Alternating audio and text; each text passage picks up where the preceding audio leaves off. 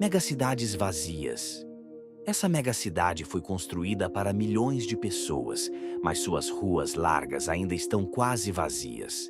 O Egito está construindo outra megacidade do zero, bem no meio do deserto, com previsão de abrigar 6,5 milhões de pessoas e com o que será o arranha-céu mais alto do mundo. Até agora, ninguém se mudou para lá, mas será que vão conseguir preenchê-la com pessoas? Além disso, existem planos para transferir Jakarta, uma das maiores cidades do mundo, para um terreno ainda vazio no meio da selva. O que está acontecendo aqui? Por que países estão construindo cidades inteiras do zero?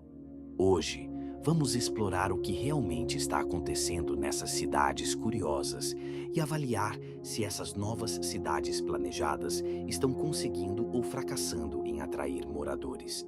Vamos começar com Naypyidaw, a nova capital de Myanmar.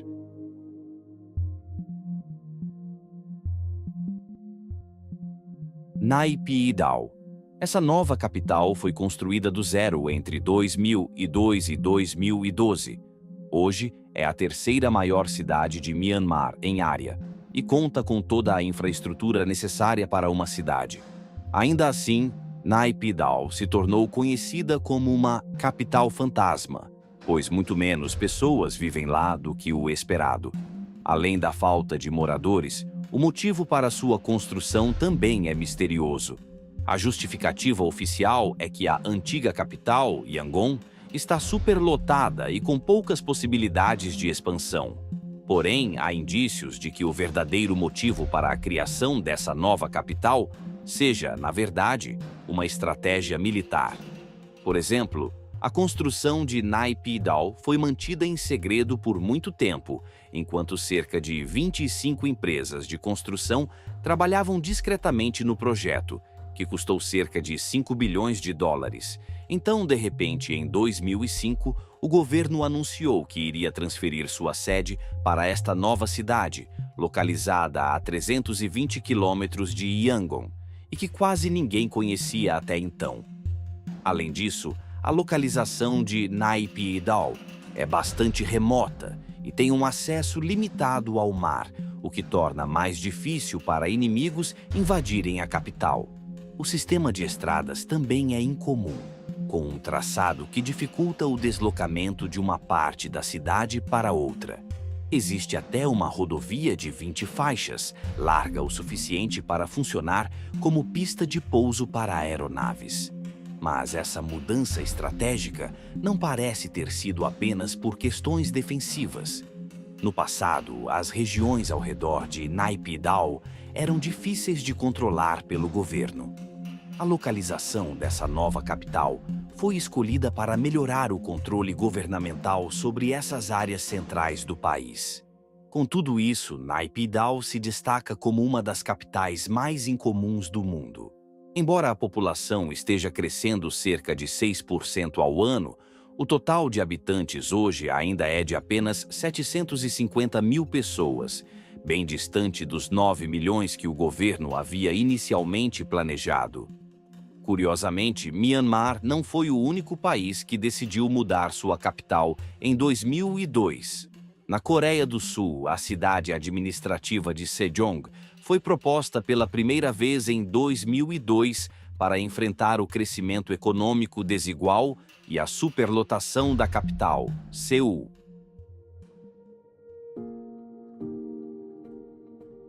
Sejong.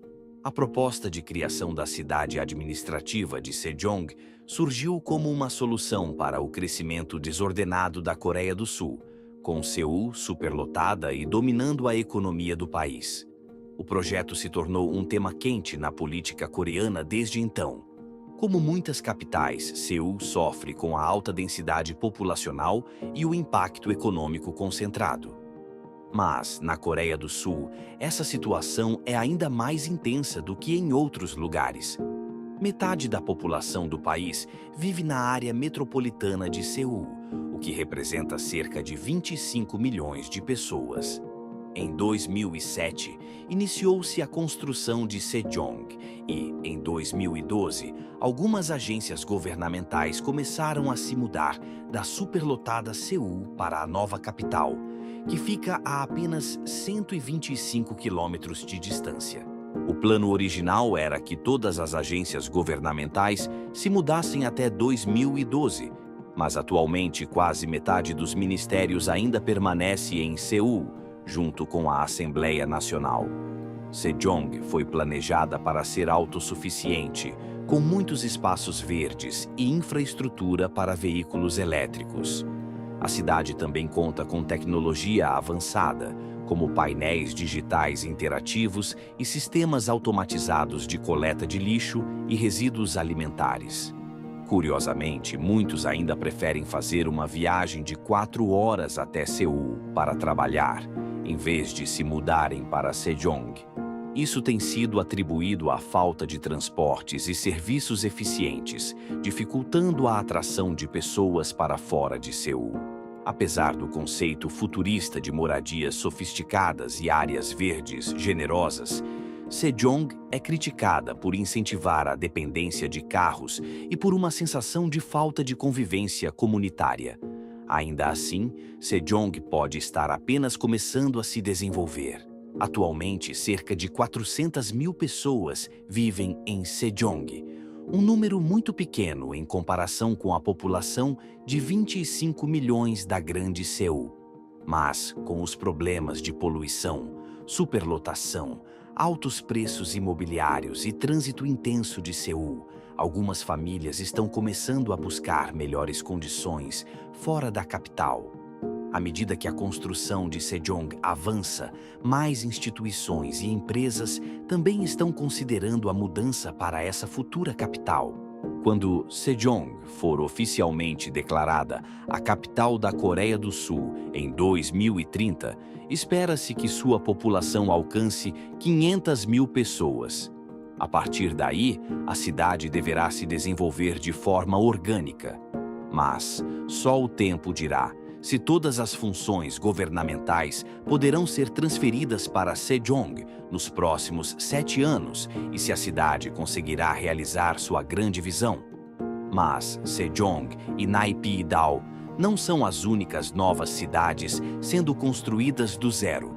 Há inúmeros projetos de novas cidades pelo mundo, como Neom, na Arábia Saudita, Bitcoin City, em El Salvador, e a nova capital administrativa do Egito. Este último já avançou bastante e é considerado um dos maiores e mais promissores projetos de novas cidades. Nusantara. Desde os anos 1950, sucessivos governos indonésios discutem a ideia de transferir a capital administrativa para fora de Jacarta.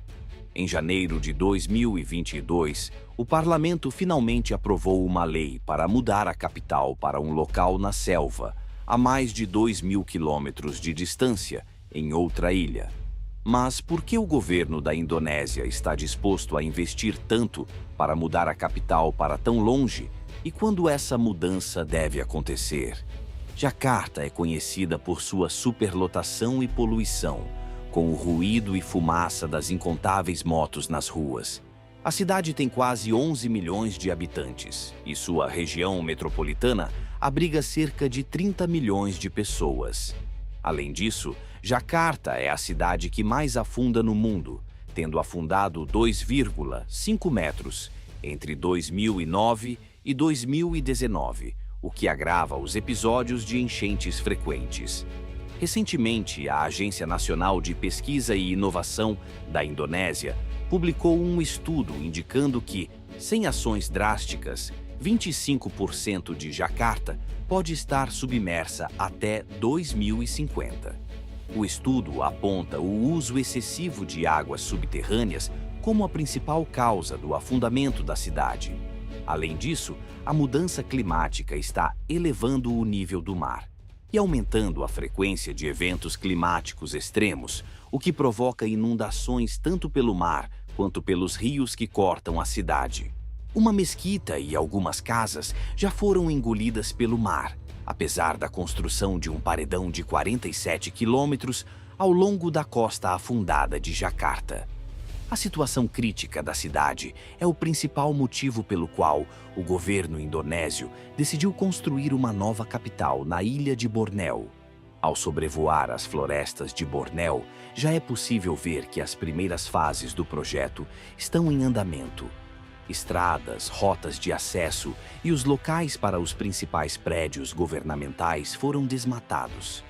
A nova cidade será chamada Nusantara e será construída em uma área de 2.500 km², aproximadamente 3 vezes o tamanho da cidade de Nova York, sendo a maior parte dessa área ocupada hoje por floresta tropical.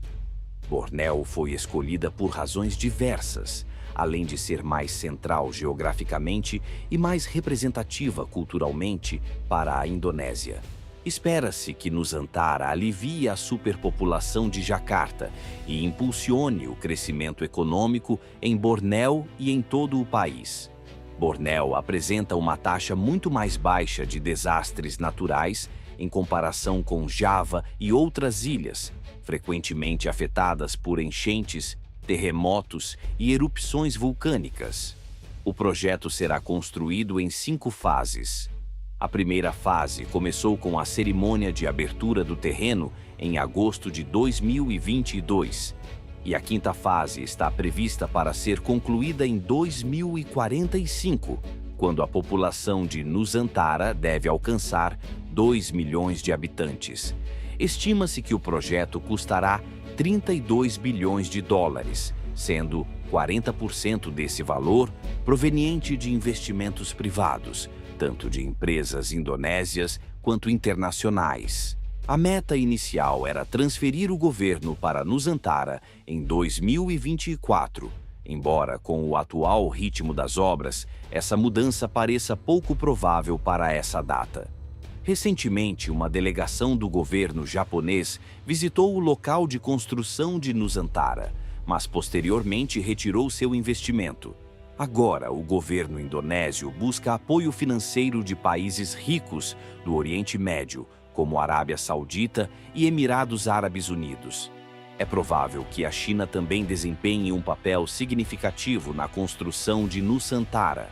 Assim como Naypyidaw, Sejong e a nova capital do Egito, só o tempo dirá se Nusantara será concluída com sucesso e se conseguirá atrair milhões de pessoas.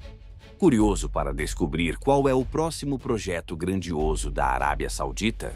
Se você achou The Line impressionante, espere até conhecer The Cube.